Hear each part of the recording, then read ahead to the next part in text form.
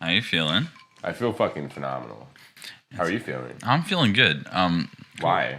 Why would you? What would you attribute to your good feelings? Well, after 3 days of chasing you, I finally got you to caught me. Sit down for like a second and actually get you on the mic. And I'm tired of chasing you around, frankly. So You need a bad cardio. You need to work on it. You just chase and chase and chase, and you never thought about the fact that my endurance is good, my friend. Right, but it's unbelievable. My endurance is good. The lack of respect for other people's time. It's amazing. So, anyway, so we're here now, and we've got Nathan here, and he introduces himself. However, my name's Nathan. Epic. No, I'm just kidding. That is but epic. I wanted to just leave it there and let you marinate in my name sauce. But basically, I'm an artist too, and my name's Love is the answer. Right. And I believe in love. That's why I do stuff like this. No, I'm just kidding. I was I faked you out. You thought I was gonna make out with you. You see, but I was still. You were gonna accept my love. I mean, anything for the viewers here. They are viewers. Yeah, exactly. So we're here to talk about what, NFTs, or what are we talking about today? So I want to talk about the fact that you're awesome. That's a good start. And I love you. That's awesome. I love that. And I wanted to know you better. Okay. Because although we have a lot of mutual love and admiration, and you kind of I know that you really kind of admire me and look up to me, and you kind of, I know that I've heard Joshua saying how you've told people that you want to be a lot like me when you grow up someday.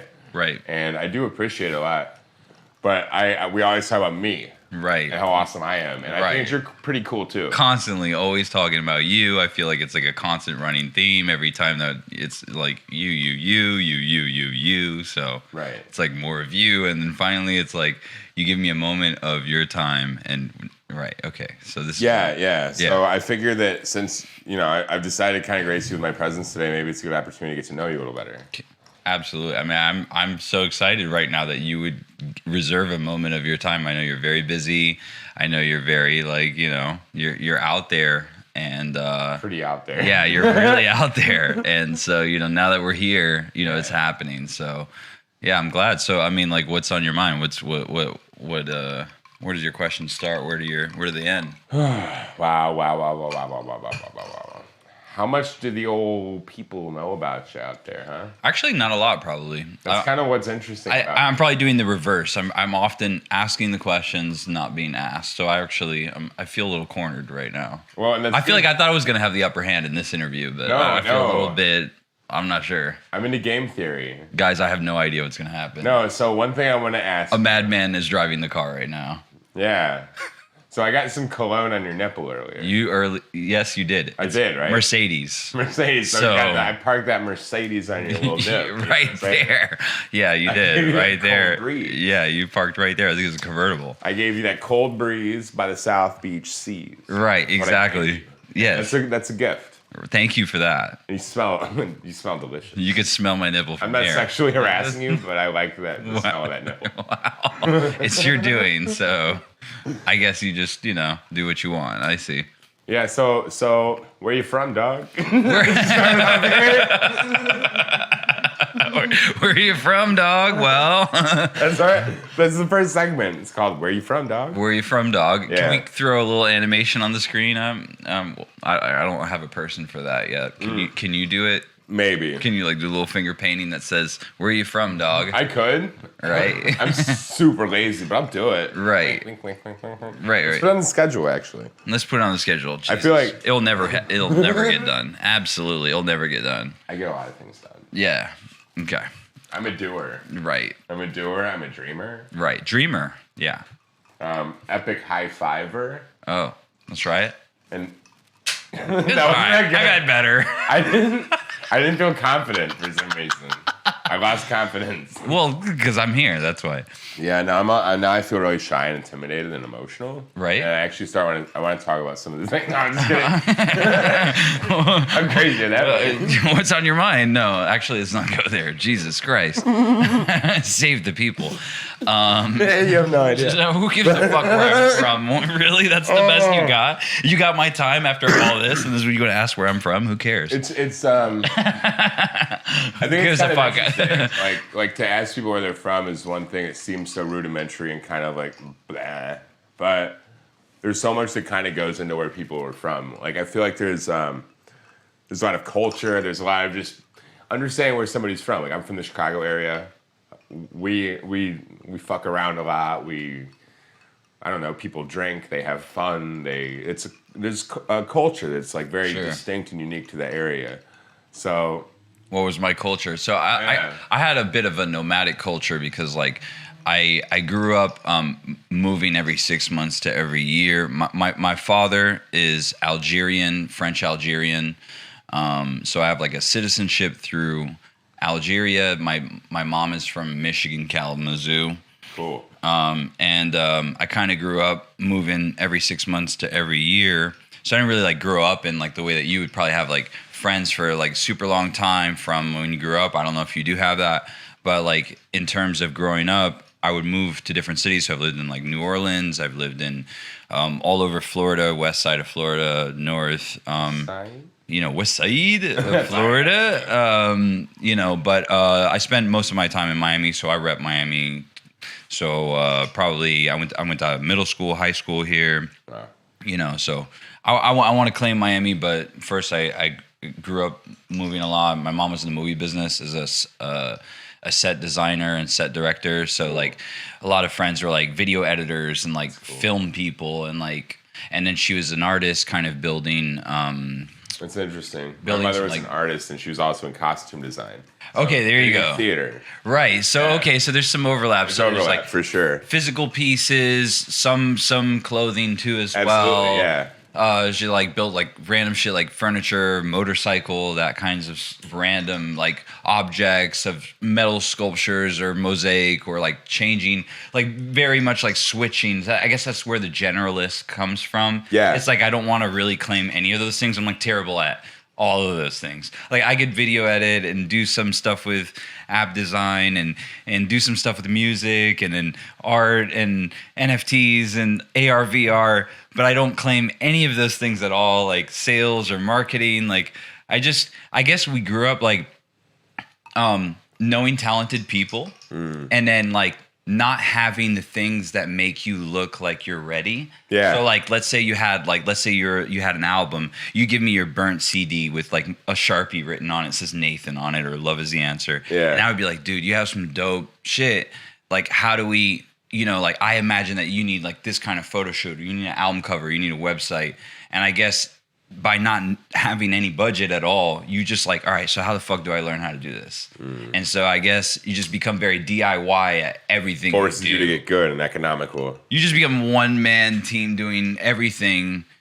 And then I guess when things lined up with like corporate companies, I was like mixtape grind, kind of like doing everything for the cheap. And then somebody like hands you a budget so you can do things. I'm used to not working with the resources. Like, okay, we got $5. How do we make this shit look dope? Like, how do we do a video with $100? That kind of thing. Not like, oh, here's some budget or anything like that. So that's real. That's the real world. Like I learned on free apps, like how to edit on videos, like whatever, like a cracked apps, like, hacked shit, like same everything DIY, like make it yourself, like, and then I'm terrible at all of it. You know what I mean? Like I'm not formally trained. I went to public school, like same on like sound engineering school, but it's like a trade school. So like, but just recording and sound engineering, like music people, art people, film business people.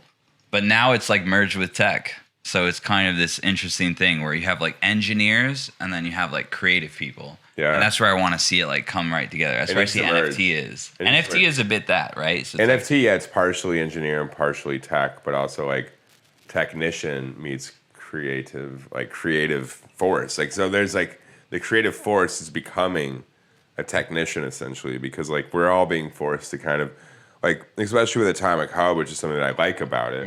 We're being forced to kind of... Wait, let's not breeze past that. For the people who don't know what Atomic Hub is, or what Wax is, or what an NFT is, let's just like let them know. Because there's always new people joining and shit. So like, what would you like as an artist? Actually, what brought? I must flip it on you now. As an artist, what brought you to NFT? And did you do art prior to NFT, or you just started doing art when you joined NFT? Okay, so I guess I would say that I got into this sort of as an investor. Okay. I was one of these people that was like saving money, buying coins on different exchanges, investing and stuff, and learning a ton of it. I was like trying to learn to program.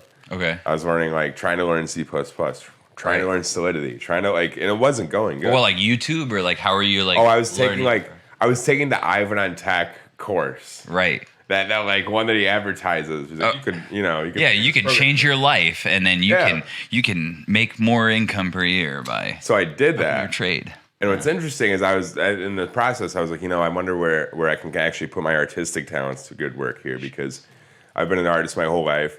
I went away from it forever to try to be a kickboxer. Okay. And then I came back to it like, I always had this weird idea, like maybe I would, like, why can't I be like Picasso, Dali, any of these people that I really admire? Sure. Okay. So it's like, it's not that I can't. It's also like, why not me? Why not? Right. So is NFT a new opportunity for the art timeline? Like when you talk about Dali, this is like a completely different type of medium in terms of like right now when we look at NFT, it's like a completely, so we actually didn't even answer the question. So quickly for people, yes.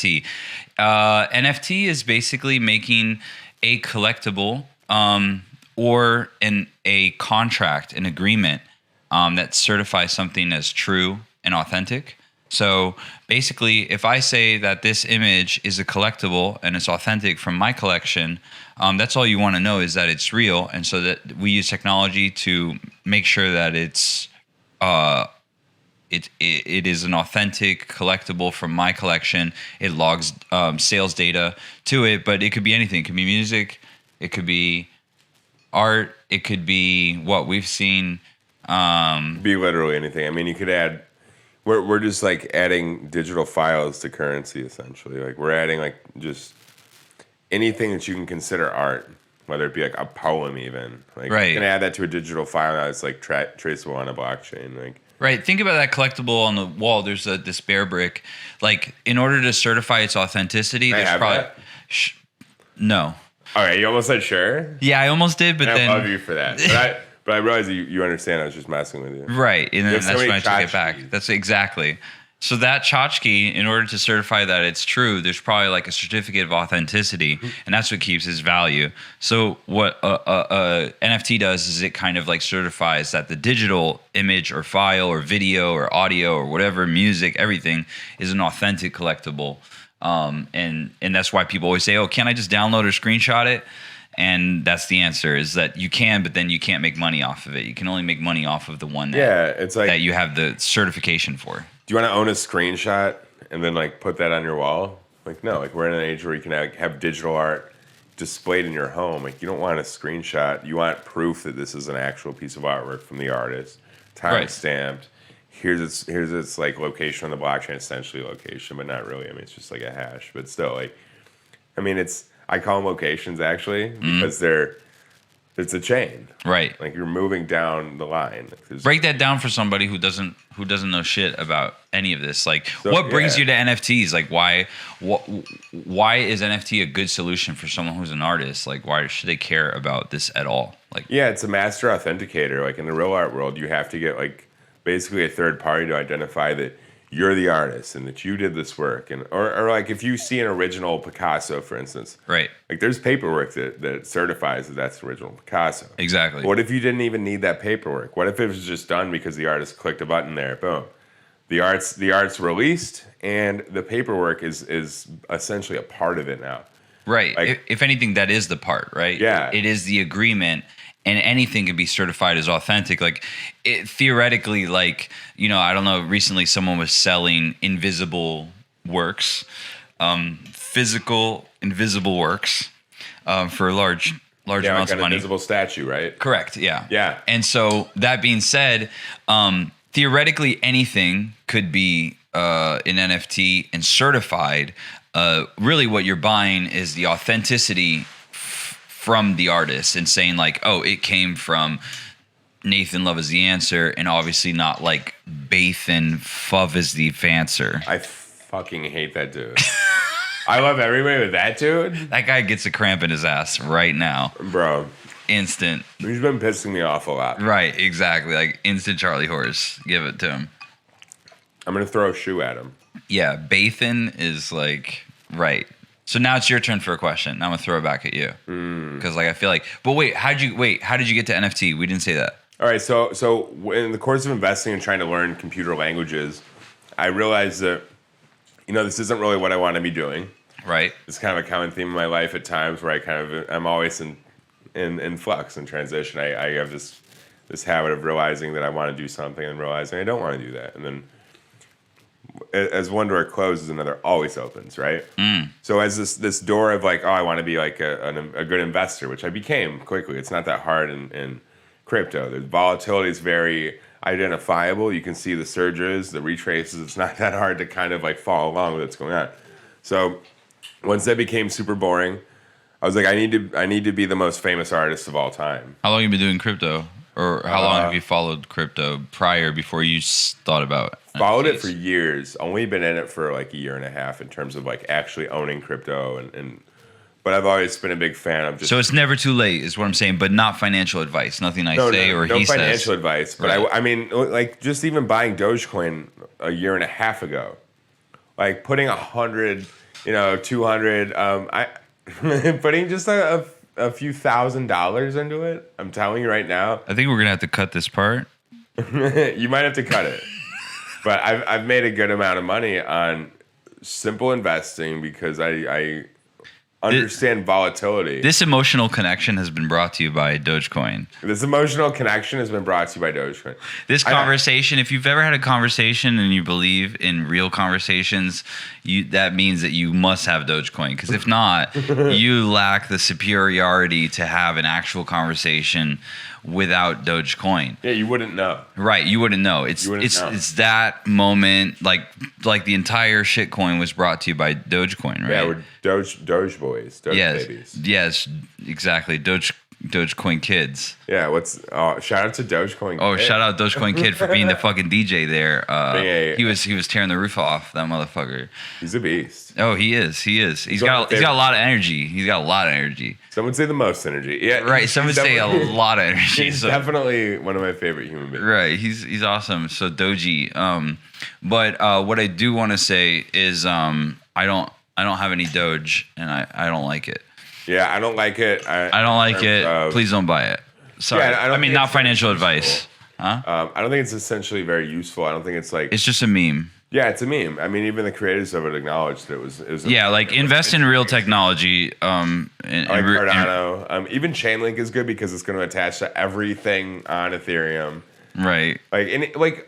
All the opinions are his own. These are all my own, but I want things that do things. Right. Oh, well, and that's utility. I'm not saying like Link is good. I'm saying that it's good in terms of so you're adding this information to smart contracts. You're giving the ability to put the real world into play here. Right. That's impressive, and that's something that needs to be done, or else it's just a fucking dormant thing on a blockchain that nobody can actually truly interact with. It can't be executed conditionally upon. So you're dealing with crypto. Yeah. And then how do you get to NFTs? So I get to NFTs because I was realizing that trading is sort of boring and it's all about greed and money and just making money. You're using money to make money, and then your life essentially just becomes money. Like numbers on a screen. Yeah, and it sucks. Like you start to have an emotional connection to dollars. That's not a good thing because you're trying to get out of dollars. Right. And then once you come with that mindset, that's all good. Now you have this emotional connection to crypto, and you don't want to trade your crypto, but you need the dollars to live. And you have this thing where it's I want to keep my bags, but I need these dollars to live. And I'm an idealist, but I'm also trying to survive and have a certain quality of life that I've decided I enjoy. And I'm trying to keep that. So I'm trying to compromise a little bit emotionally, mentally with it. Right. So I saw the opportunity to be a little bit more free. How did you see that opportunity? How did you find out about NFT? How did you find out about it? What was the first NFT you saw? What was the first NFT you bought? What was the first NFT you made? So the first NFT I had seen, there was just a bunch of the crypto punks, crypto kitties, all that stuff. Sure. The first one I bought, I think I bought like just like a random piece of artwork off somebody On what on like platform? Rarible. On Rarible. Because at the time, the fees were so low. Like you could What's just, the time? I'd say like a year ago even. Okay. Like ETH was riding between $300 and $600, Look at that. and it was it was like $90 in the last 2 years. Okay, so you bought some random artists on Rarible. You're just what? How do you end up with Ethereum in your wallet? Like, why are you shopping Rarible to begin with? Like, what brings you there? It's weird. So like I was listening to like Joe Rogan and a bunch of podcasts, and he had like Joe Rogan had Ben Gertzel on. He was talking about Sure, I love Ben Gertzel. Oh my god, he's my favorite. Amazing. Well, actually, he inspired digital acid. So in fact, sorry, let me fuck out of here. Quick lore. He got me into crypto because I was hearing about Ethereum from Ben Gertzel. Okay. I don't support Ethereum, but but it's the point is. But what I am going to say is about Ben Gertzel our lives. is so if you want to know about what TDA means, it means the digital acid. And so, in fact, so he had this talk like super low key, just like on a webcam, about how if an artificial general intelligence, meaning a sentient AI living on like a neural network, living. I mean, I use that loosely, but just having some sort of intelligence, a general understanding. This means beyond what we call right now narrow AI, which is just like something that can do financial models or like render GANs like melt faces together or something, right? Yeah. It has no not understanding, but like if you could mix all those algorithms together, make a general understanding. That's what AGI means. Yeah, we've given it a path still. Right. So like we're teaching it to see.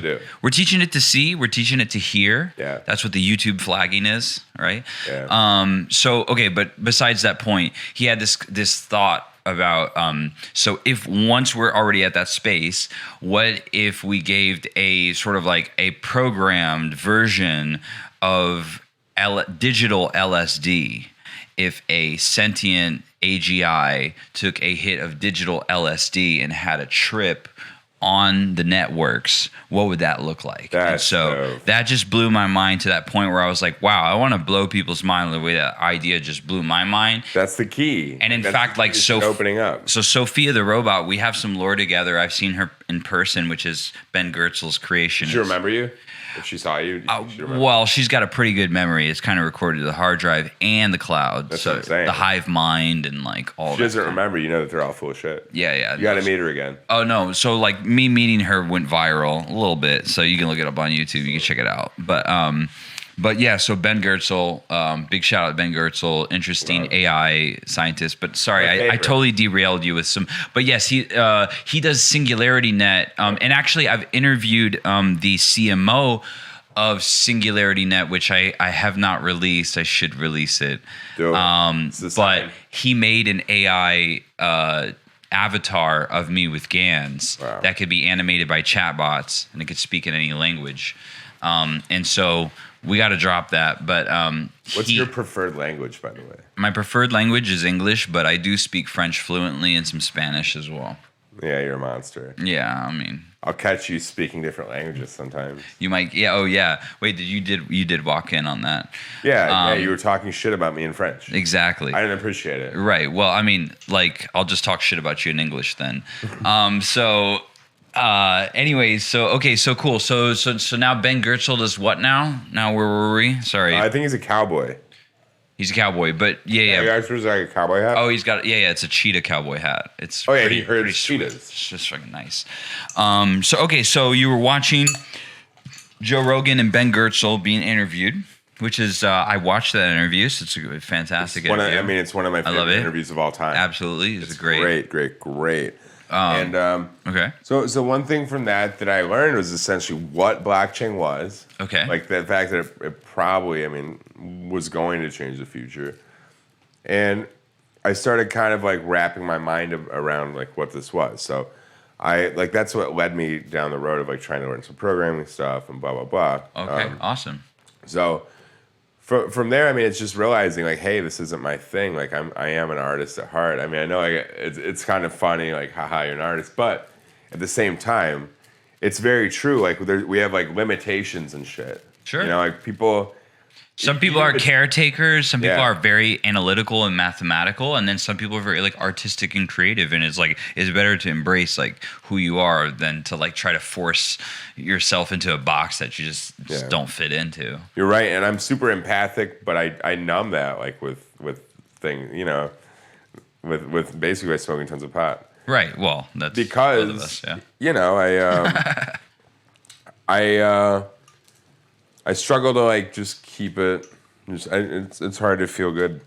So I think one thing I do is try to help other people feel good a lot. Try to like just spread. Yeah. So what is that? fun, Love is joy. the answer. How do we come to that conclusion? How did that name come about? And like how long have you had that that alias? So the first way it came about was by listening to Lex Friedman a lot. Okay. 'Cause Awesome. he was- He's awesome. He's really great. I love Lex. Yeah, I stan him too. He was talking. That was like a thing he would say for a long time.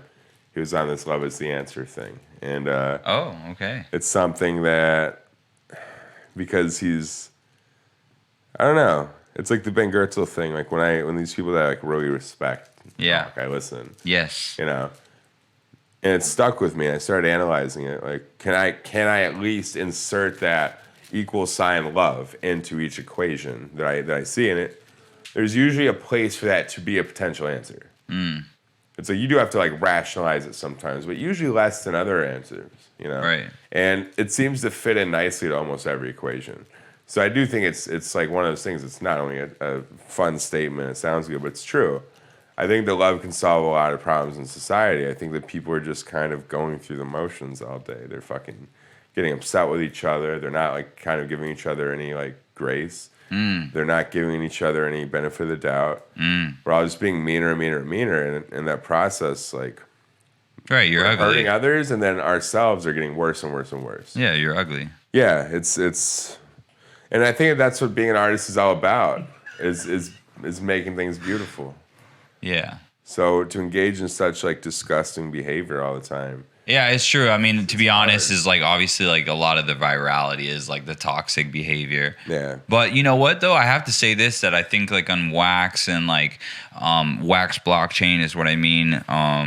You know, like there's a lot of like community that feels very positive, and feels very like helpful and less toxic than other communities I've been a part of. So like I guess that's what brings us about and all that. Yeah. So that's kind of how we met. Right. We're both waximalists. Waximalist. I like it. I like it. And so like so then how do you take this transition from Ethereum to Wax, and like why does that matter? So, you know, it's a weird position for me to even say these things because like people that know me know like some of the people I know, and it's like weird for me to criticize the Ethereum thing. But it's like I think anything can deserve equal criticism without it being 100% a bash. I think you can give fair criticism.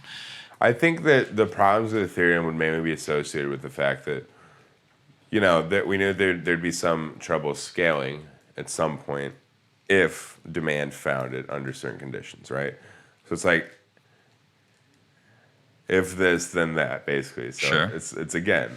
So it's like, if people find us before we're ready to scale, then we'll get this bad reputation that will possibly let somebody else come up and catch us, or at least come to top, right? So it's interesting how you speak about it as us, but yeah, it is. It's absolutely no. It's a community, and that's kind of. I think that's important to point out. I think like that it's like part of us. Yeah, like I think a lot of like for the people on the outside of crypto who haven't like taken that kind of leap and stuff, like there's definitely like interesting like subcultures that belong to currencies is kind of interesting. Like for example, like I don't know much about it to speak about it, but I do know there's this really interesting subculture, Banano. And like they just like obsess over bananas and memes, and there's a very deep subculture about that. And I don't have no clue about its functionality or whatnot, but what is just interesting to think about is the tribal aspect. Like for me is like I'm ride or die Wax, like not financial advice, but like, you know, for me, I'm not at all on the Ethereum train at all. I'm probably adverse to it. It's stabilized it's sought its own level and kind of corrected and stabilized quicker than most other cryptos during that kind of correction that happened. And I think it's because it has the most utility. Well, utility is, I think, important. I think that's what troubles me about the whole Doge thing is that the lack of utility and really like the pamping, the constant pamping by everybody as if it's some sort of savior for a use case. And use case just means like something that we're actually going to fucking use it for. I think there's a lot of confusion over this stuff too. I mean, a lot of people that I talk to don't even realize that. It like, does. Like these things are. They do things. They do things. And right. I try to explain it essentially as like more of like stocks and companies than anything, because you have a company that does a thing, and you're selling a stock in it. That's like what a lot of crypto. Well, I like to use the analogy of like maybe like a gift card or something. It's kind of like your gift on a gift card on a website. And so it's like, if you don't understand what Starbucks does as a business, like if you don't understand like the coffee business, like what it's like to walk in and buy like an $8 cup of coffee or whatever, right? Obviously there's some exaggeration, but what I'm just saying is like, if you don't even understand what that business model's like, then you definitely, doesn't matter what the percentage increases are, you should certainly learn about what you're going to put your money into. Absolutely. So that's why a lot of people follow percentage increases rather than knowing what it actually does. And the problem is like when Paris Hilton or Taco Bell does something on a certain technology, then it pamps it as it's like somehow legit. But the question is like, what can you actually do with it? And so I guess that's my issue with Doge and those kinds of things, is that you can't really do anything with it when there's some amazing technologies that solve huge things. Like I'm going to go ahead and name drop it or drop the facts that to mint an NFT on Wax is 125,000 times more energy efficient. 125,000 times. Why? Because Ethereum's like a decade old, and we're waiting for some sort of patch that's going to change a gas-powered car into an electric car, which I don't think is going to come. But people holding the bag want to say that 2.0 is coming. So I'm going to go ahead and say that it's possible for a company like Tesla to look at a sort of older technology, optimize on it after it's been around for a decade. Yeah. And so I think that that's what, Wax, just to give it another plug, is based off of gaming technology, OP Skins, which is skins for games. And here's the big point. It's like, if you have gas fees, it kills every use case. Yeah. So it's like, if you're a restaurant, you want to mint NFTs, you can't, because you got to put the upfront cost. If you're doing a video game and you got to give awards to like 1 million players, you got to put up like $1 billion in gas fees. Like, it instantly kills business models by having an inherent gas fee to get started. And it also, unfortunately, disencourages failure. And in creative, it's all about failure. So it's like, I love that Wax can allow you to do a free drop or a 1 penny drop or a 50 cents drop, and learn and make mistakes and fail and still do money on Ethereum. I don't think you need to be a maximalist on anything. No. I think everything has like a space. Why limit your potential? Right. Why fuck with your own mindset by saying like, we can't do this? Right. Like, I mean, if ETH 2.0 does deliver, I mean, that would be actually like everybody would be in pretty big trouble. Like, that's a game changer for sure, right? Like, if they could actually deliver on scalability, usability, blah, blah, blah. But could they ever do what Wax could do, to where you could actually like have real-time transactions? That's the thing. I'm transferring money in 1 second. I'm transferring assets in 1 second.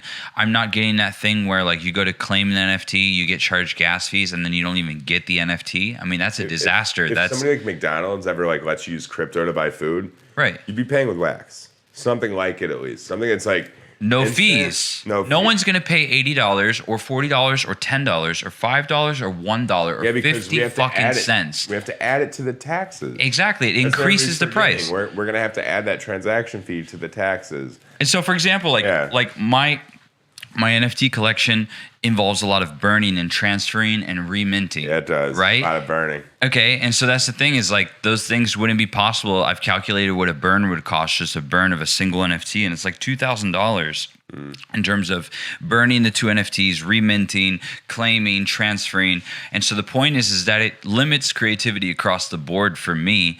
And so I get to flex a little bit on Wax and like, send people free NFT without paying gas fees and stuff. So anyways, but this ain't a Wax commercial and not financial advice. Actually. But on another note, I guess you get to throw me a question because you're interviewing me. We got to the NFT. No, we're interviewing each other. We're right. We're two dolphins in the sea of soul. Right, and I'm using echolocation or like echo the dolphin. Also, that's like I didn't consent to that. Right. I didn't say you could echolocate me. Well, you're located, dude. I know exactly where you are. I feel kind of touched. Right. In Okay. a bad way. Right, but this is with the sound waves, so it's totally like kosher. I'm very sound sensitive. Right. Okay. My skin feels that, and it hurts, and you hurt my feelings as well as just my skin. Oh, and speaking of, did you know that like wireless haptics can like send electromagnetic waves into your hands and make you feel like hot, cold vibrations, electricity without having like gloves or anything like that? So basically, you could feel a physical 3D object that isn't there, but you can feel the edges of a square with your hands with floating projected in-air haptics. Sorry, like that. It's just a diversion, that's all. No, but I like that. Yeah, you can do it though. I've felt it. It's amazing. Can I haptic you up? So yeah, like you up when you're in my house? Right, or yeah. when I'm in my house? If there was a 3D scan, then technically yes, you could like 3D project in-air haptics that don't have a visual, but when you go to touch it, they would have electromagnetic waves that would go into your hand where like my nose would be, so you would like feel like how squishy and that kind of stuff. Yeah. Oh, wait, that reminds me, that makes me kind of want to ask this question. Yeah, go for it. What celebrity would you most want to touch with this haptic feedback that's like kind of just sitting in midair? If you just touch somebody, just reach out. If you need somebody. The Rock? The Rock? That's who I'm going for. Really? Yeah. That's very... Why? Specific? Were you into like wrestling as a kid or something? No, he's The either Rock? feel really strong and hard, but also like warm. Right. Fighting. Right. Right. Like a bearskin rug, but on a marble floor. Right. Kind of like Ice Cube, but kind of like the new Ice Cube instead Ice of like... Cube. That's it. Right. But Okay. But it's okay. It's okay. The Rock still loves me. Everybody knows I'm friends with The Rock. Right. Okay. Well, how about meat and hang with? Like I meat, like the kind you eat. Well, not staking. So if I hang meat with The Rock, yeah, that'd be very interesting. I've always thought about making beef jerky with a celebrity. I think that you're right. Actually, my wife, she brought me to South Africa. Her dad makes her own like what's called biltong, which is actually it's kind of like calling like if you say barbecue is like braai, you're saying an insult, and if you say beef jerky is like biltong, then you're also saying an insult.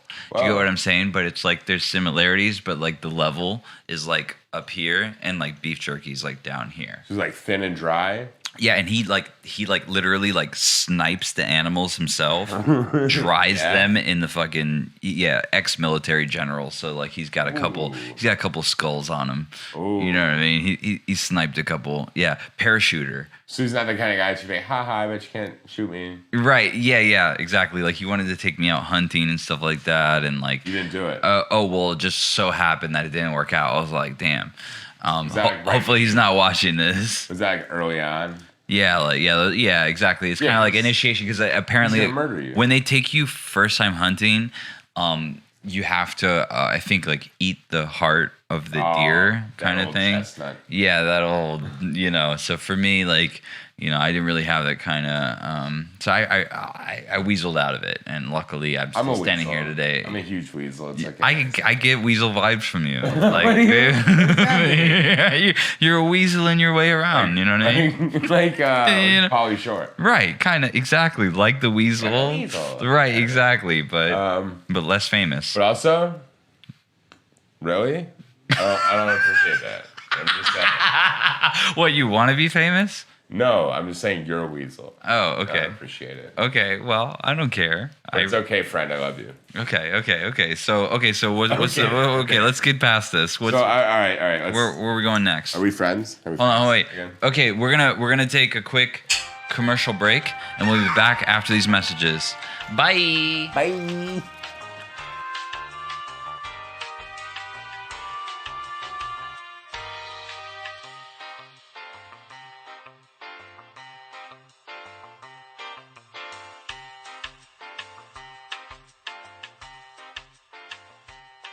You know, doing a good job. You made it on the show. It's a pretty big deal. Yeah, honestly. Huge deal. I feel like Mega. yeah. I feel like it's one of those moments in life where It's a pivotal moment. yeah, you're tempted to just kind of go about the normal pace of things, but you realize, okay, I need to stop and kind of take this in a little bit. Right, there you go. So Yeah. here you are. Can you believe it? We finally got you here. It's surreal. There you go. I bet. Yeah, it's surreal.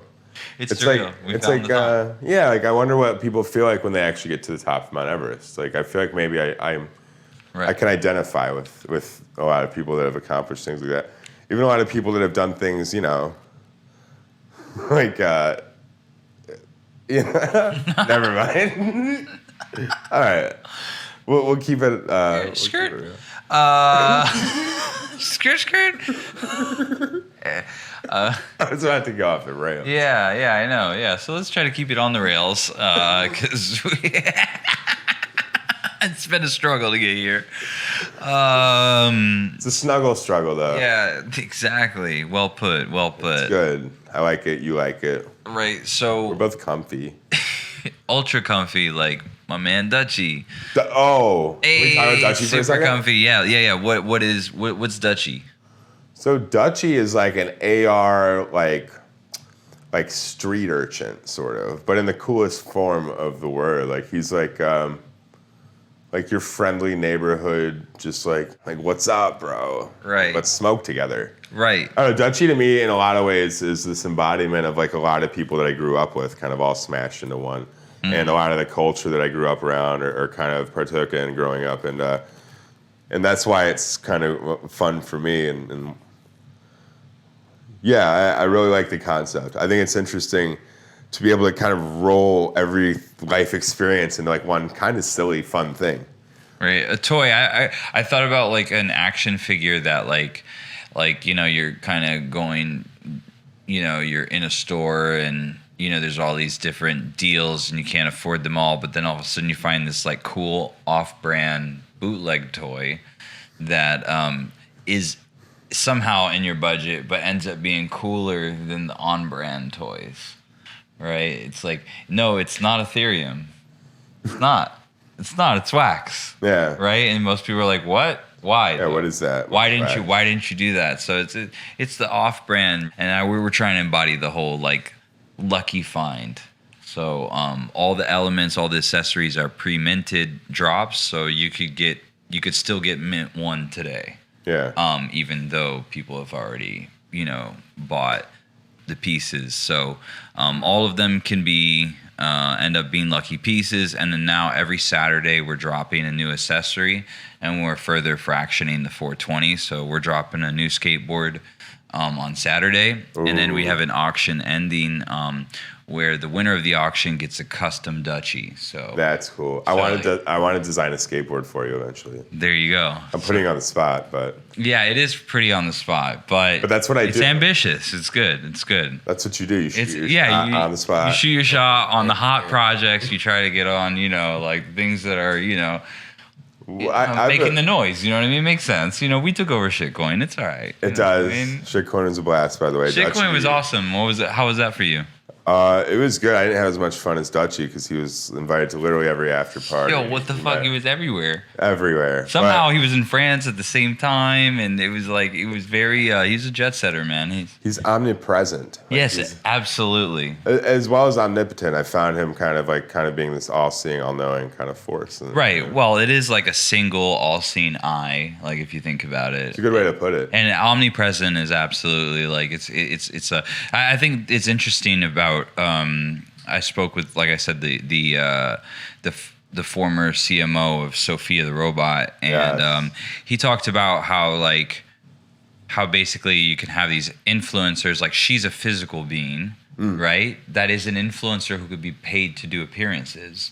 But now if it's just purely digital and you can monetize through NFT and like do appearances in China simultaneously at the same time as in France in every language, it's an omnipresent celebrity that doesn't ever get tired and can be more of like this. Yeah, the celebrity life is very hard. Right. I'll tell you. And it has no impact. Oh, I know. I mean, I know you all know all about it. Right. I know it's very stressful, all of the, How do you it's deal? very hard, but at the same time, All the fame, all the... At the same time, right. We push through. You do. You overcome. Work hard. Right. Exactly. And, play a little bit. Right. But not too much. So how's your trip to Miami been for you? It's been awesome. Definitely haven't thought about like jumping off any buildings. I definitely That's good. haven't done anything too crazy in a good way. I mean, it's been sort of relaxing. But next time I come here, I'm going to focus a lot more on having some fun, going to the beach, just riding a scooter around all day, just doing some shit that I actually want to do. I'm doing some celebrity stuff. Hang on. I mean, this is like, wow, very, oof. Oh, man. That's crazy. Dude, that's nuts. That's celebrity shit right there. Wow. See, am I lying? All right, well, once you've reached that level, I mean, shit. Guys. I might be fighting Logan Paul next. Listen, come and find this guy, subscribe to this guy, because what he just showed me is just like, wow, I'm at a loss for words. That's only you could show me something like that. That amount? Yeah, my nipples are gonna be kind of hard for like probably a week or two. Wow, that's okay. My shirt hurts. Right. Your shirt hurts.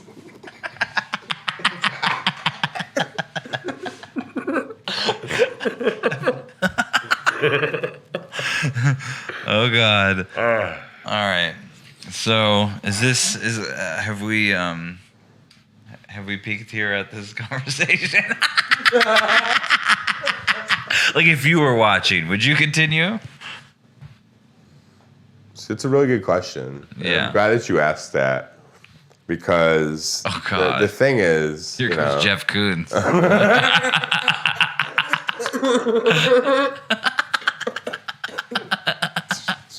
Some deep shit. Here you go. So here's some fake deep shit. Here you go. No, the thing is that I think it's just important. Yo, what about our planet? Like, what do you think about staking? Oh shit. Oh wow! You just walked me down this dark alley to get me robbed. No. Oh wow! I just made another $1 million. Jesus, this guy is. I'm kidding. So stupid. No, I think the metaverse is just it's a place for our dreams to live. Basically, it's this place where imagination is actually allowed to have some sentience eventually. Like we're allowed to put our thoughts into reality in a way where we're talking about just the haptics that could be felt around things that are supposedly just AR, objects or something. Yep. But just that alone, like I'm talking about linking things to a deed and like this is the metaverse. Like there's people that are going like way farther than that. They're like, no, you're gonna feel this. This is also with MR, mixed reality. Like we're gonna be able to, like this zombie is gonna chase you down the street because of this game that you're playing, but it'll also like react to you when you do things. Yeah, absolutely. Like that's the difference that we're talking about. And there's a lot of competition in that market. There's literally a race to see who's going to do the craziest thing first, and that person still might not win. I mean, Blockbuster was the most dominant video platform. If you just said that some like further iteration of essentially Redbox was going to take over, you would have thought that they were crazy. Definitely. But it's now it's like, it's obvious. But that's the interesting thing. It actually reminds me, like, things like Blockbuster actually have a future in the metaverse. If you have a portal to a store where you could actually browse a selection of things and then have that just sent to a queue in your home, you combine the physical experience of the shopping with the benefit of doing e-commerce. It's interesting on the note of Blockbuster, but a little bit off topic. I was talking with someone about like references to subcultures and how like references are like, unless you make the direct reference, you're not making the reference, and it's only understood by those within the culture.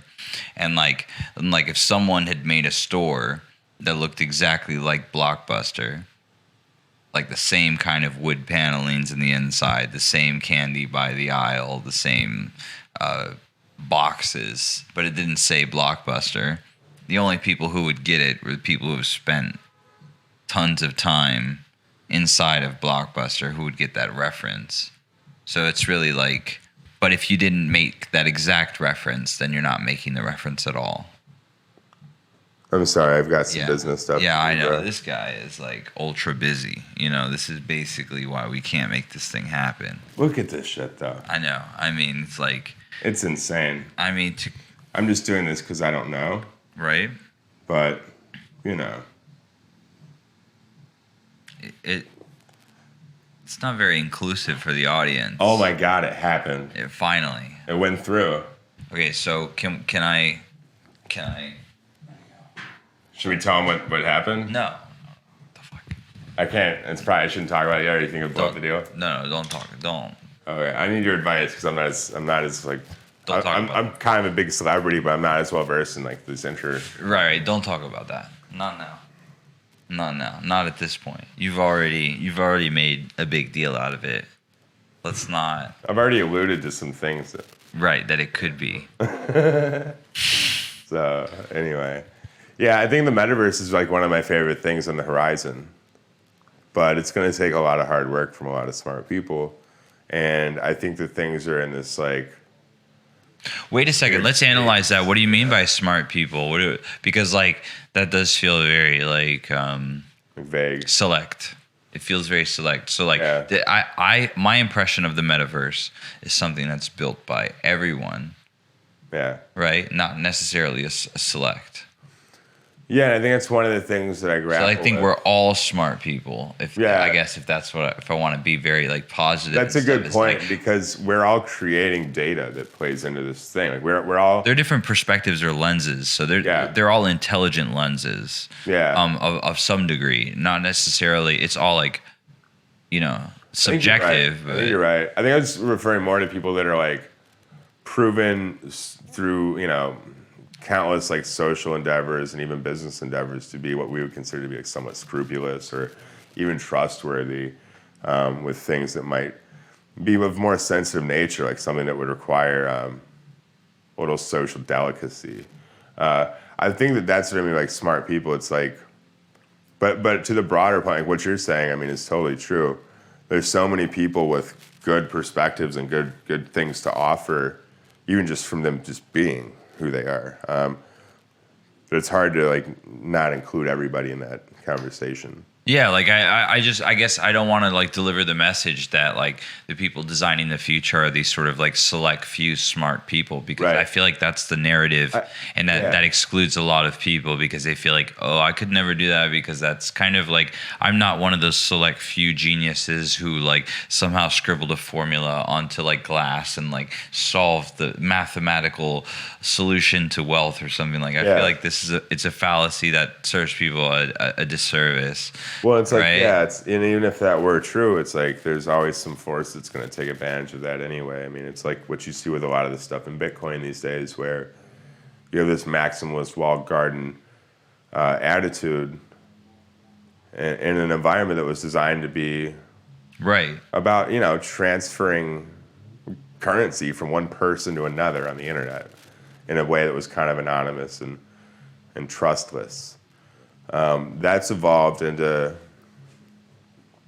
a lot of like exclusionary, I'd say like even tactics. Like they're using actual like social tactics against other parts of society, like especially in the whole like Bitcoin shitcoin thing. There's a lot of toxicity. Yeah. And it's not coming from it seems like it's mostly coming from one side. I mean, I know there's a lot of like reactionary stuff. There's a lot of like things where in some ways like defense is the first act of war, they say. But I mean, having said that too, there seems to be more of an offensive there. And it's almost like a land grab, but on the Bitcoin. And then by excluding people, they're making it more exclusive, so they just have to split it with less like unworthy poor people. And if you're anything like me, grew up poor, this pisses you off like nothing else, because you see them just they're trying to not let people be a part of it anymore. Like, Absolutely. It's not like it's accidentally becoming that way. Like there's now been conscious efforts and decisions made to disrupt like smaller people from being a part of it. Right, like why did we design it to begin with? What were the plans set out, and the reason why it's a revolution or it's exciting and whatnot is the freedom that it affords. And so like I see a lot of those same things, like, the reason why we're stepping away from it is middlemen and fees, but then we're replacing it with system fees and other types of middlemen. And like I'm seeing a lot of like, but now we replace fees with middlemen, like right. L2s are like, right. All right, we'll get your fee, but it's like a lot of these are like ZK proofs and things like that. It's like they're not even like real like assets or like real information. A lot of them are like just fractionalized pieces of information that are like called up when a proof of ownership is called on it. Right. Like there's not like the true decentralized open source ethos that goes into these things. It was originally intended to be put in there. Yeah, exactly. And so like I like to see that. I guess that's kind of what the reaction, as you said, was to $1,800 tickets to learn about financial freedom. Yeah. And then excluding certain groups and really like a lot of elitism I'm seeing from some of the other coins and stuff like that. And so like for me, I don't see like the internet of the future to be that way, or the future of the computer to be that way.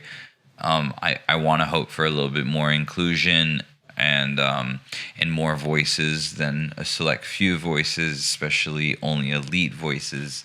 That troubles me. So I guess that's why I'm on like a different, more wanting to be on a more underground wave than like what's been presented. Because like I don't necessarily like all the tastemakers and all the attitude of elitism that comes with it. So I don't like that standoffish attitude where it's like, we're gonna have a debate here. It's like, why are we debating?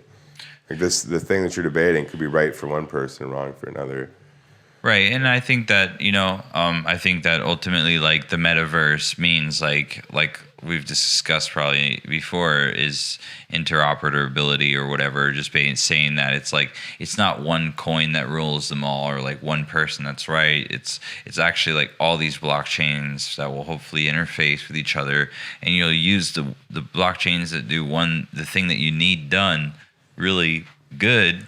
And then you'll transfer over to another one to get something else done, like you would use the internet with websites, or, we don't stick to only one kind of service or one kind of payment, processor or anything. So it's like there's no need to fight about it. What we're trying to do is create the internet of the future that has like some sort of new freedoms attached to it. And yeah, it kind of sucks to see that like originally something that was supposed to uplift people out of financial ruin, which is like all that the decentralization from the governments manipulating and keeping certain classes down, and now here is the classism once again. Right? Especially coming from digital revolutionist or whatever. Well, I think it's because those people have entered the space also. Because a lot of people I know are from like legacy business things, and they've entered this space, right? And they're pushing kind of like legacy business models into a space that has proven to be like hyper successful without that. So successful actually that they want in. But then Right. they're trying to project things that weren't working in the other world into a thing that is working in this world. And it's like, why? Well, we If do it's what not we know, broke, right? don't fix it in some ways, you know? And yeah, you're right. It's like we do what we know, but a lot of people don't know that that's going to like get them rejected from Oh the yeah. community. Oh yeah, for sure. Yeah, and there's a lot of like contradictions and stuff like that. Like Yeah, and there's a long way between like now and adoption, now and, you know, interoperability, now Right. and Exactly. well fees, transaction fee, blah, blah, blah. Like half the people don't even know that blockchain exists. Right. They know Well, it. half. They know 90. what I would say Bitcoin 99. is. 99%. Yeah, they don't know what Bitcoin is, most of them. Some of them, well, a lot of people are starting to, but they don't know that it's on a thing called blockchain or runs on this thing called blockchain. Or it's like, they don't know like what even like, if you say like distributed ledger system to them, Right. decentralized distributed ledger, like what is Okay, that? so go ahead. What if someone is listening right now and doesn't understand that? What do you? Yeah, this is a way of recording information that's verified, and it's decentralized, and meaning like it can't be changed because everybody would know it was changed, and they would say, "Hey, that's not true," and it would just get like Right. So what we're rejected really, essentially. yeah, something like a list of information that can't be changed, like for bad reasons or Yeah, for imagine, good like, or for your good bank reasons. account balance, like if you look down all that, like You wouldn't want mistakes. yeah, in the real world you can fudge with that, right? And that's something that like even like NFTs aside, like it's like there's a lot of non-fungible information on blockchain, and that's the point of it. Sure. Like we want to ensure provenance of like whether it's an asset, a transaction, whatever it may be, and yeah, you can only do that by making it something that's not fuck-withable. Right. Non-fuckwithable is what NFT means. And non-fuck-withable tokens. Right, exactly, because no party could fuck with them. Now, actually, I think we did touch on the subject a little bit yesterday, off the show, about the potential ways that NFTs could be fucked with. Yeah, I mean, you can just like your platform could just shut down. I mean, that's like one thing. It's super easy. It's no fun. Like a lot of these things aren't actually decentralized that we're dealing with. Right. A lot of them are. They will be like, oh, we're moving towards decentralization. Like that's what every project says, right? Right. On the way. Coming soon. But there's like an understanding that like we're patient. We know we understand enough to be like, yeah, that makes sense. Right. But we also know like this is a space where in 2017 that was a big issue too, right during a bull run, and we see a lot of similarities between the psychology of businesses and how businesses are acting in this bull run and how they were acting back then, and we see a lot of similarities in the way that they're built, the way they're managed. I mean, it's like Yeah, for sure. They're bringing all those principles over and definitely wanting to get dominance. There's greed, mass amounts of greed entering the space and shaking out weak hands that had good intentions. Right. So now you have the people that were on their way getting kicked out of the game. Right, and then you have a lot of actually uneducated, really strong hands, right? That that actually, you know, have a lot of money to throw at something that they heard, but actually don't have any education about what they're actually purchasing. That's and true. what they're like solidifying or like putting diamond hands behind is something that may be like junk, really, or like just like I talk to a lot of people who like if you question anything about that strategy, they can't go any deeper than what they've been told to do. Yeah. So like, you know, or justify any of those decisions. So I think that unfortunately, yeah, you got a lot of like dummies back in shit that doesn't make sense, but because it's a lot of money, then it's just money talks, and so that stays more than something that actually makes sense. Yeah. And absolutely. you have a lot of people miscommunicating, not understanding what any of it is, so you just have mass confusion and support of the wrong. I think, in my opinion, some of the wrong technologies are the most pamped ones. Yeah. You know? And then the ones that seem to like actually have like use and a lot of those freedoms or principles intact, those are like the least supported and the most like grassroots and like. But I think that very could, bizarre. it has the potential to change, because what's going to happen is the greedy people that are over invested in crypto already, that didn't really know what they were doing at first. Oof, yeah, they're gonna get hit with the Yeah. cold winter. And they're gonna have to go towards things that provide true utility to make good investments. They're gonna have to look at things like what does the future hold for this company? Like, will they be here in 20 years? Is this technology working and is it good? Is the team behind it good? What's the leadership like? How are the fucking books? How's the day-to-day operations? Is there like heart? Is there love in the operation? Is the community feeling that love and that vibe? Right. And if not, then why not? Is it because leadership's not allowing it? Is it because people are inept? Is it because the community doesn't get it? If so, that's okay. It's okay if you're ahead of your time. People don't understand. Right. What's not okay is if you're just not allowing that process to take place because you're just making like business decisions too much, and you're not thinking with your heart. You're not thinking about the community. Right. Because this is all a community thing that we're dealing with. I think that's another thing to be said about crypto, that just like crowdsourcing can't be crowdsourcing without a crowd. I feel like crypto people have to understand that crypto and NFT is about community. And when they want to do projects, they often think, well, I'm just going to upload. I'm going to mint to, some sort of market. And people are just going to show up and they're going to buy it. Yeah, and they don't fact, understand, man. It's not that. It's really about Telegram chat rooms and community and like knowing people and like having, a real sense of conversation with those people on a regular basis, and artists being close to the buyers and creating some sort of connection. And if you're not really ready if you just want to mint something and then have it sold, that's why I think a lot of artists end up holding the bag, because they're like not really ready to build like a group of fans or a small group of community. I'm not talking going viral. I'm just talking like, 20 people, 20 friends who really like what you do, or 100 people or whatever. Like a lot of people just want to buy something and they have a 300% increase and then that's it, or like what you were saying is like, you're not looking at the utility of things. You just saw 1,000% increase. You heard that you needed to buy it, but you have no idea what it actually does, what functionality or community it provides. Like you don't even know anything about it. You're just like, hey, like this is the thing to buy. It just gave me 1,000% increase or whatever. Yeah, people just want to know like long term. What do I buy? Where do I put my money? Where's the money machine? So where can I stick $1 in and get back 10? Tell me the answer. And it's like, I don't know, like low cap alts and then like staking.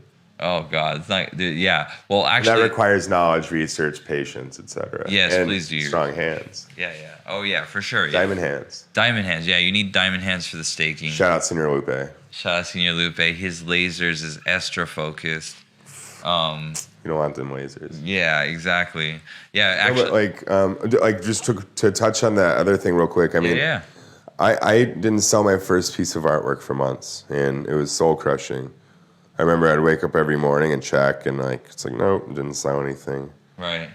And it sucked. Like, you put money up, I assume. Yeah, I mean, it was like I want to cry talking about it right now. Yeah. Because it was just like you believe in yourself, and there's this thing that you're good at, and you're like, nobody gives a fuck, right? Right. And that's why when it started to happen, I was like very grateful. Yeah. But I don't think people realize that that's what it's going to be. I think people realize like, oh, NFTs are hot right now. I just mint this thing and people buy it. Right. Or like, hey, I just do this and stake it. Like, it's not like that. And it's like, there's a learning curve. But there's also this thing of like not getting discouraged, I think is the most important part. Like if I'd been like 2 months in instead of 3 months in, I'm like, I'm fucking done with this. I can't do this. Yep, I've seen it happen. I've seen a lot of people walk away. I've seen away. A lot. Yeah.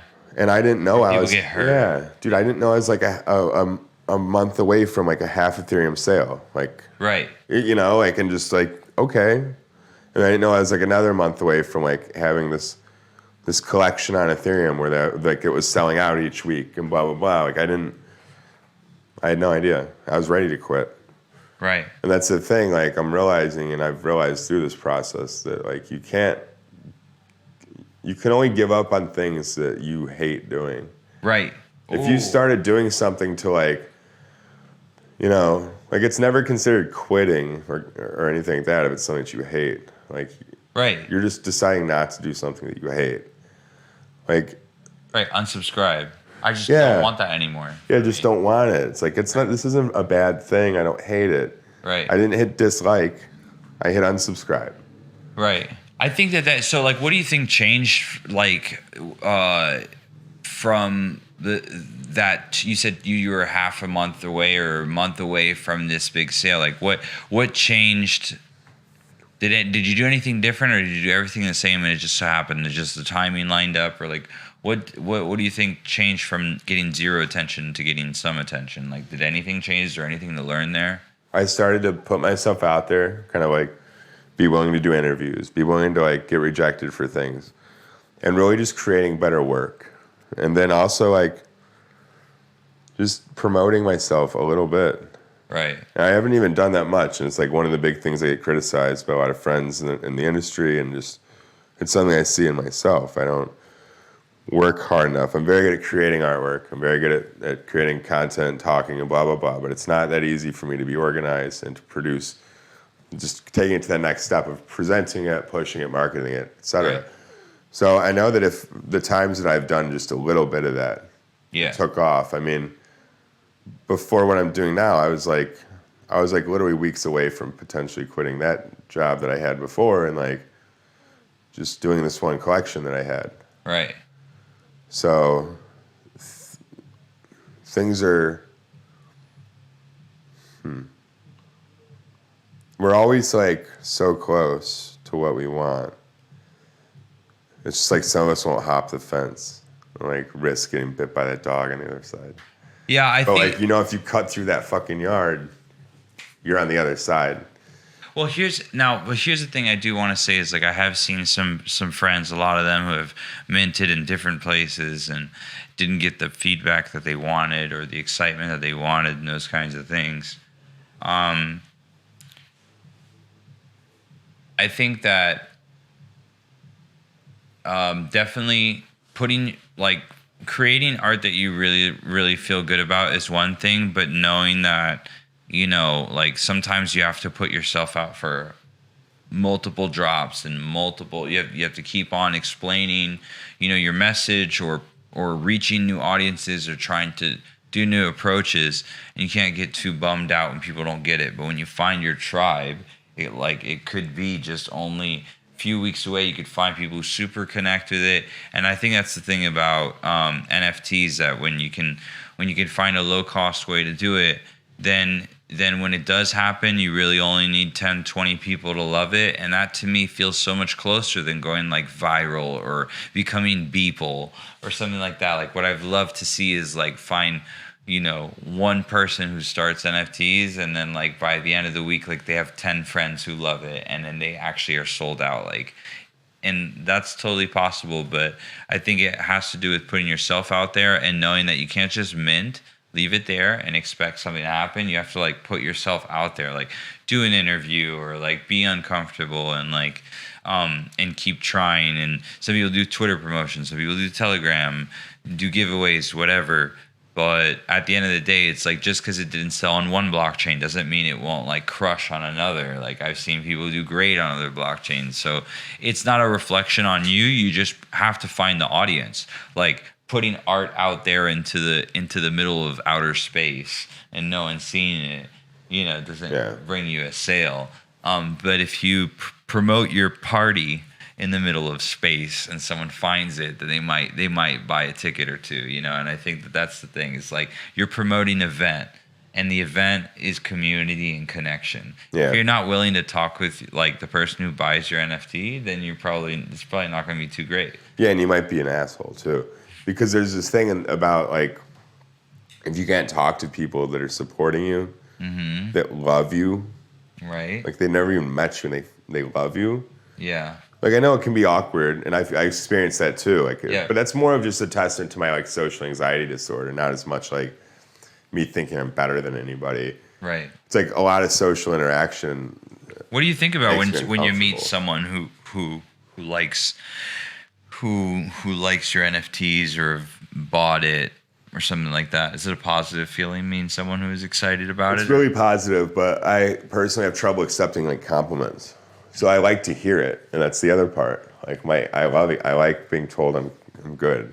I like people. But you're not. So Well, I mean, but at the same time, I mean, you saw the outfit that I showed up in. I changed this because I didn't want to it's the podcast. right, exactly. He was wearing a full tuxedo when he came in here, but then he's like, I'm gonna throw the cutoff. I was at the jeans. opera. Exactly. He just came from a ballet. Yeah. And he was on the balcony and Yeah. and pinky up and We were having for tea. then he had a mustache, but he shaved it off. I grow them pretty quick. He had a top hat on actually. Yeah, I forget what they call that. It's not a top hat. You're so uneducated, but at the same time, it was But very you're it also looked- uneducated because you can't name it. well, I mean, Right. I own it though. Right. At least I have. Touche. At least I have one. Touche. Right. This is true. This is true. So, How many top hats do you have, bud? got me. Oh! Dude, you want to fight? Yeah, you see, I'm already, my shelf got my back. Or got your back. Back of your head, motherfucker. You'll get jumped by my shelf. Fuck, dude, I'm gonna open one of these things with cereal. Is this cool? Yeah, just go ahead, open collectibles. It's totally fine. I hear that collectors love it. It's all right. It's just rare and limited. You know what I mean? Fuck it. I always joke about opening people's collectibles, and it's not funny. I get Right, it. exactly. You get instant anger. Yeah, but it's like it's funny that It's like a visceral reaction to fight and punch in the face kind of thing. Yeah, I forget. Yeah, it's attached to people's serious anxiety. Yeah, exactly. Like when I pick up the box. Yeah, and you picked it up, and then you're like, yo, first of all, don't right. touch it. Right, exactly. You've already crossed the line. Second of all, don't pretend that you're gonna peel it open. And then you're already on thin ice. So it's you're gonna stack that on top. This guy feels comfortable in here. I know it's got neon lights, but relax. Yeah, it's wild. Right. Sometimes I get I'll have sort of these rage fits, and I will need to eat tons of sugary cereal to kind of calm me down. Right. Yeah, I know. I just had to feed you Red Bull or not Red Bull, I guess yerba mate, but then soda and Thanks for feeding my security team. That's right. Oh my God, he's got the dude that's with him. He's fucking 9'9". Shit is crazy. It's wild. Yeah, it's crazy. He literally walks around with security while wearing a top hat and a tuxedo. It's the craziest thing you ever seen. Yeah, his name's well, it's not to give his name. Is that bad? Should I give his name? Yeah, go for it. Dox him. Dox him? Dox him. All right. I mean, it's just security. Yeah. His name's Rodrigo. Right. I think he's 37. Okay. I think he was, he was DEA for a long time. When you add "I think" to it, it doesn't really sound okay. Well, I'm trying to be sort of. Right. Yeah. Improv, but then but the "I think" is so telling. Well, I don't want to. You're I think his name is Rodrigo. I think he goes. Oh, I know his name's Rodrigo. Okay, but you said I'm trying to protect some aspects of his identity. By saying "I think." Does that really add layers of protection? He's been in a lot of bad situations. Right. So when you say "I think," it's okay, well, it's not confirmed. It's it adds a little layer of right. It's a bit vague. It's conspicuity, ambiguity. Yeah, conspicuity, spiquity dickity, spiquity dickity. Yeah, liquidy. Liquidate. Exactly. How liquid are your assets? Sell your Bitcoin. Liquidate. Sell it to me. I'm not buying it from you, but I'll sell it to you. No DMs about. Give me your fiat. Yeah. Love it. We all like fiat. Dirty fiat. Yeah. I saw you spending a lot of fiat this week. You're super into Yeah, super into dollar bills. Super into currency. I'm super into currency. It's especially US dollars. I thought it was really interesting to see Ken embrace the quarter like that. That was a bold move there to yeah, it was a bold move. It was a bold move. I think that's one of the downsides of of having like a fun machine like that is you do have to kind of play the game a little bit. Right. I tried to buy like the whole thing for like whatever all the dollar bills that I had in my pocket. But when we're gonna have like a thing where like by scanning a QR it like opens the hatch or something. Right. Yeah. I don't think it works in reverse like that. Yeah. There's not like a buy all button. Yeah, that's true. Yeah, I needed like a currency exchange to break my dollar bills into coins, and the exchange didn't want to offer me the quarters, so I couldn't get the shit coins to access the NFTs. The other thing about like a physical NFT exchange, it's very easy to game theory that. All you need is about like a baseball bat, a hammer. Right. Well, that's what I said when I was in person. I was like, because like one of my buddies, he had one.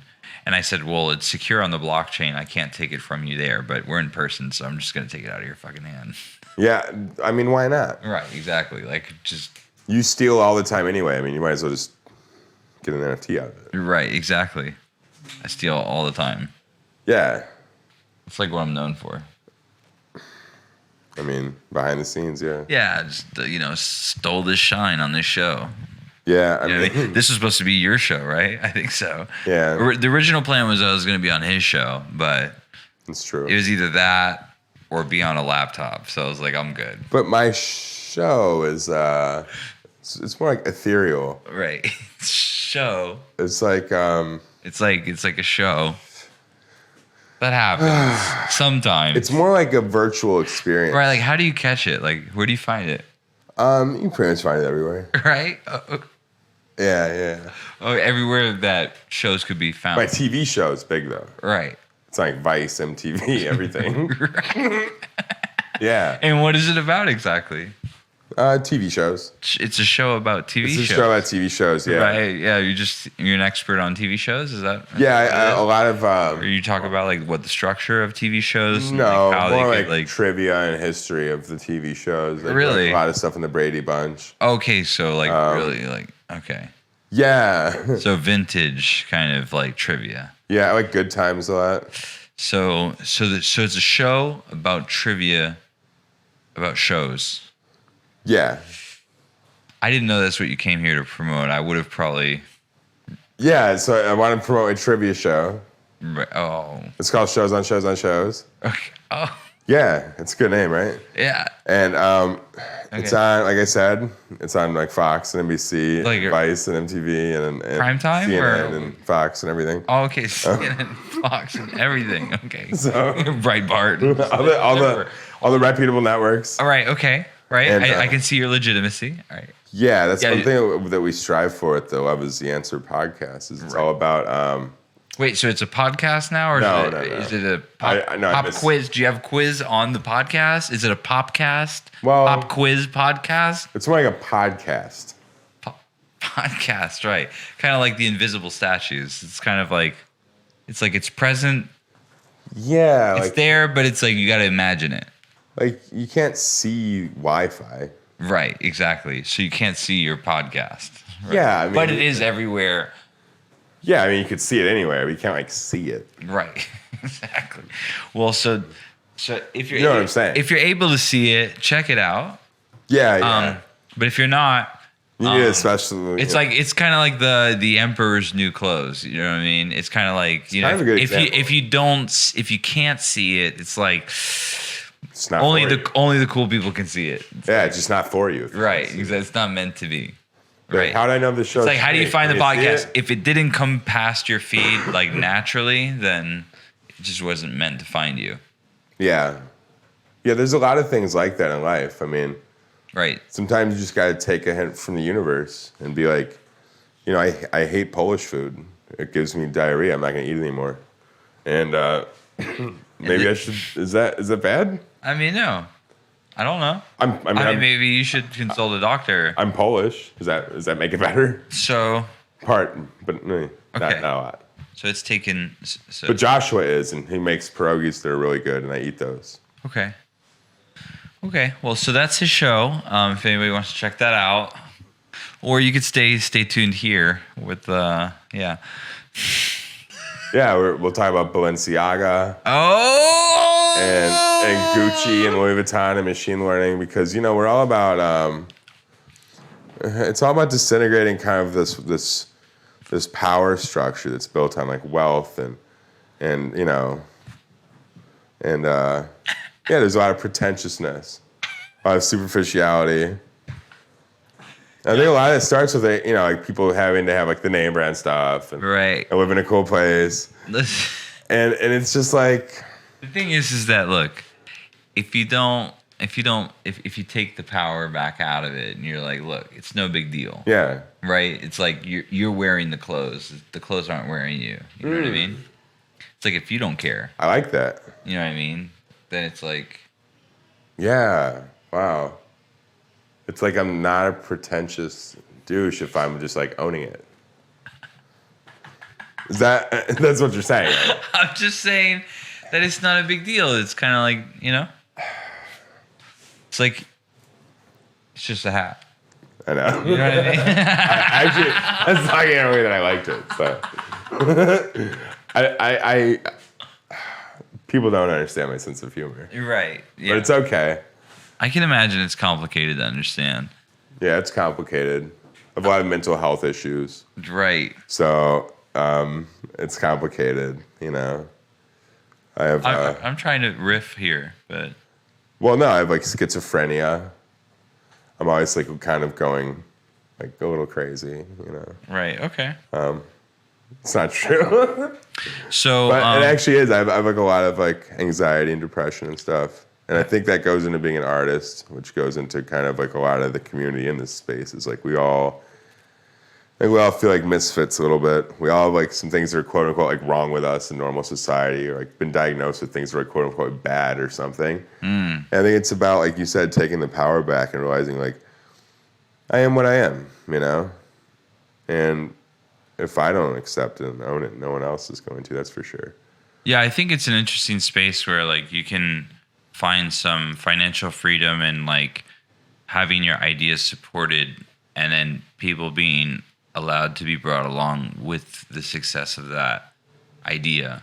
Like our buddy Neff, who wants to do the van, Yeah. where it's like, I want to build this van that's going to go on the road and etc. So like, here's a photo of the wheel, and that is an NFT, and then the key is an NFT, and when all those NFTs are put together, that creates the journey, which materializes in real life, and like being able to like raise that support to materialize your ideas and build community around your like thoughts. Yeah. And then like have a contract that allows that person to be like brought along with that success is really cool. I think that like, and that way we can be embraced for our quirks and like our differences, like those things that like may not fit directly into a box. But I think NFT and crypto can afford some like freedom to embrace those things that may not fit directly into the template of a regular job or the regular scenario. Like when you make an NFT, I thought that was like one of the interesting thoughts. Is like I made something that I wanted, and then I put it out, and then people saw, they also liked it, and they bought it, and they got a good feeling from it. I got a good feeling from it, but there was no creative brief. There was no like rules of what had to be made. It was just I made exactly what I wanted, and they either liked it or they didn't. Yeah, It's really cool. that's another thing. I think it's hard to fit into some kind of structure, like fit into a box when you are creative, because some of the things that you want to express aren't going to be openly accepted or even tolerated by that structure. Like what to you might be an innocent way of expressing, like even like your depression or anxiety, like people aren't going to get it, and even furthermore, it might actually like affect their opinion of you because they're not part of your world, and like they don't understand that. Like there's some people that work in different aspects. Like I think a lot of people that are in like this world that are in like only finance, Right. they think that we're like silly for being into like art and stuff. Like they think it's like this fad and it's silly, and it could be, but it's also like you said about doing like following your heart and doing what you think you're supposed to be doing, Right. or doing what you know you're supposed to be doing more than anything. Well, I think there's something to be said about the internet is like, I think that, okay, blockchain is just a new type of database, and database is a form of the internet. We made the internet a long time ago in the 1970s, kind of continued building on top of it. And now there's some new structures. But just to kind of like take away the shock for a lot of people, we're going to do all types of things on the internet. Yeah. We're going to sell art. We're going to make music. We're going to do finance. We're going to take pictures. We're going to connect via social. We're going to get loans. We're going to, you know, we're going to connect romantically. There's all these things that will happen via the internet. And if you just replace the word blockchain with internet, then it'll help you understand a lot of things. Like, of course, we're going to sell art online, right? That shouldn't be a surprise. So, like, whenever I say, like, oh, we do this product called blockchain blunts, they go, what? What are you doing there? But if you really think about it, it's just we're doing stuff on the internet. We're doing cultural, human things on the internet. And so all that experimentation is welcome. And about communities and around anxiety and those kinds of things, I think that's what's really great is that you can, you know, create an NFT around a cause or a feeling of anxiety and actually create a community around people who feel that same thing. And then somehow use that capital to have some sort of positive impact on your group or on other groups. You know, it's just kind of like crowdsourced power that you can wield if you can get around a thought. And it's leadership too. I mean, a lot of these things are different versions of leadership. When you're like, you are essentially a community organizer. I am a community organizer. All these people are. I'm not like the best at it yet, but I'm seeing how it's done. And I think I understand. I'm about to kind of make that leap as well. But it's like, that's what a lot of this stuff is really about at the end of the day. It's like, can you monetize your ability to be a leader? It's what it is. I mean, if you've a community around you, you're a leader. You've built this thing. Sure. If you don't monetize it, it is kind of silly. Sure, and also, I would say that that's a lot of people who have already built communities, but haven't been able to find a way to monetize. If you have a community built around any idea, that's prime time for NFT. But it's easy for people in this space to build community because they're genuine. What's not easy that you see is for like people that aren't from here to build community because they're trying to build community around a thing, not a thing around community. They're trying to build community around their brand, not build a brand around the love that the community already has for like a specific concept or an ideal. That's a good point. I think it's like you're trying to build brand fandom instead of brandom. That sounds like something you would name your kid. Like an advertising student names his kid Brandom. And then like his brother's name is Adam.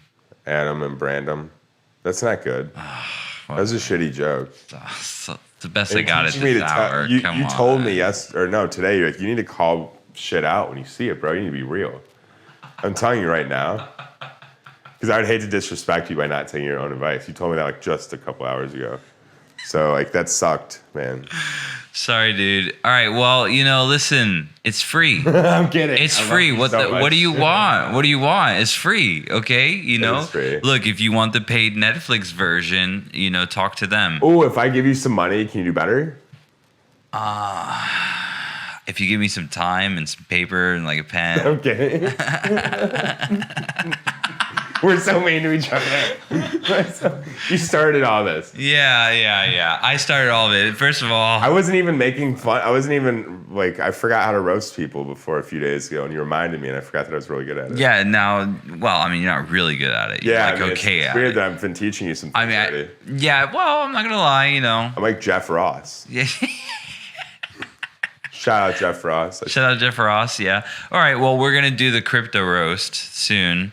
Can we start organizing that? I think we should. Well, I guess it was just incepted right here, the crypto roast. Oh my god! Can you imagine just like roasting all the archetypes and all the all the and people that aren't even there? Right, exactly. Well, I mean, a roast. It's like.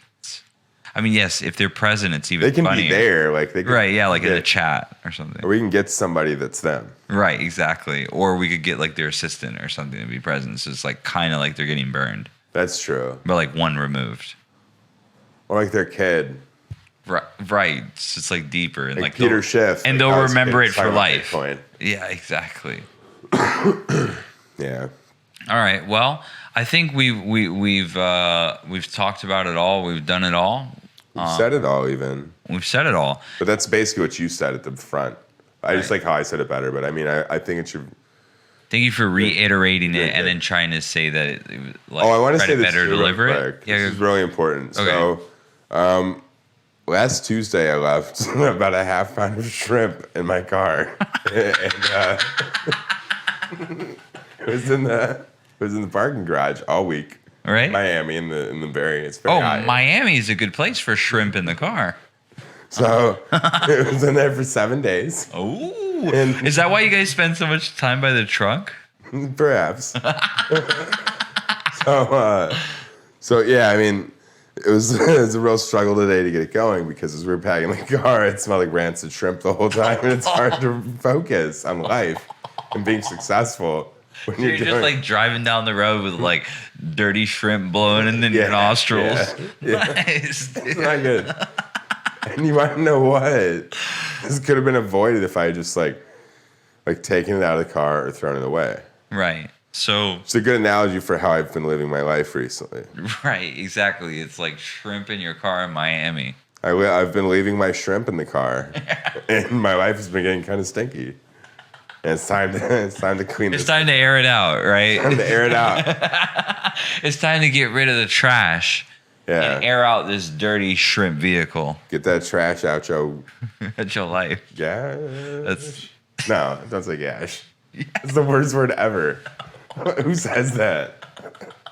Who says that? I guess you do. I After your don't. dirty shrimp ride. They're trying to catch you riding dirty. They got me riding dirty. Ooh, boy, dude. Oh, boy.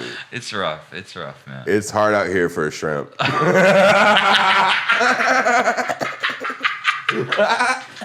That's it.